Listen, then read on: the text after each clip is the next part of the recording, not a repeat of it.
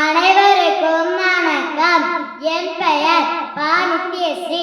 நான் ஊராட்சி ஒன்றிய தொடக்கப்பள்ளி துபராபதியில் 5ஆம் வகுப்பு படிக்கின்றேன்.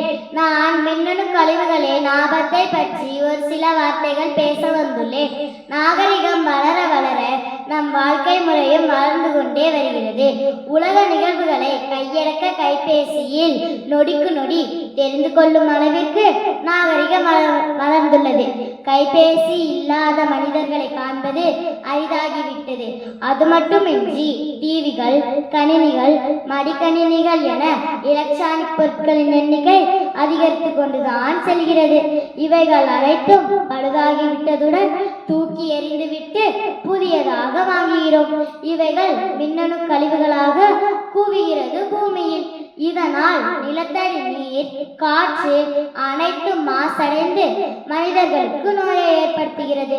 எனவே நாம் ஆரோக்கியமுடன் வாழ மின்னணு கருவிகளின் பயன்பாட்டை குறைத்து வளமாய் வாழ்வோம். நன்றி.